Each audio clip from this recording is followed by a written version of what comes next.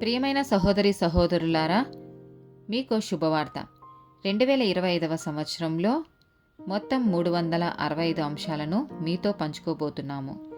జనవరి 1వ తేదీ నుండి ప్రతిరోజు ఒక అంశము మరియు దానికి సంబంధించిన వాక్యమును పంచుకుంటాము. దయచేసి ఆ వాక్యములను వినండి, ధ్యానించండి మరియు ఆశీర్వదించబడండి. దయచేసి సబ్స్క్రైబ్ చేయండి మరియు మీ స్నేహితులతో పంచుకోండి. ధన్యవాదాలు.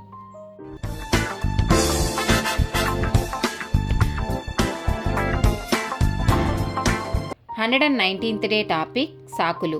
ద్వితీయోపదేశకాండము 30వ అధ్యాయము 11 నుండి 14 వచనాలు.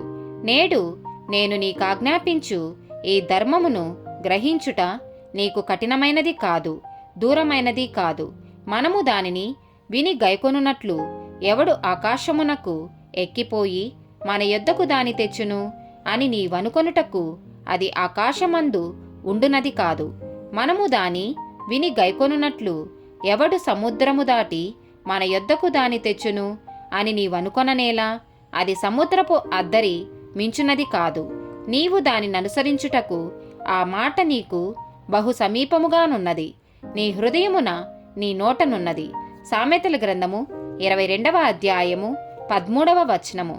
సోమరి బయట సింహమున్నది, వీధులలో నేను చంపబడుదునను. లూకాసు వార్త 9వ అధ్యాయము 57 నుండి 62 వచనాలు. వారు మార్గంన వెళ్ళుచుండగా ఒకడు నీవెక్కడికి వెళ్ళినను నీ వెంట వచ్చెదనని ఆయనతో చెప్పెను. అందుకు యేసు, నక్కలకు బొరియలును ఆకాశ పక్షులకు నివాసములను కలవుగాని మనుష్య కుమారునికి తలవాల్చుకొనుటకైనను స్థలము లేదని అతనితో చెప్పెను. ఆయన మరియొకనితో నా వెంట రమ్మని చెప్పెను. అతడు, నేను వెళ్ళి మొదట నా తండ్రిని పాతిపెట్టి వచ్చుటకు సెలవిమ్మని మనవి చేసెను. అందుకు ఆయన, మృతులు తమ మృతులను పాతిపెట్టుకొననిమ్ము, నీవు వెళ్ళి దేవుని రాజ్యమును ప్రకటించుమని వానితో చెప్పెను.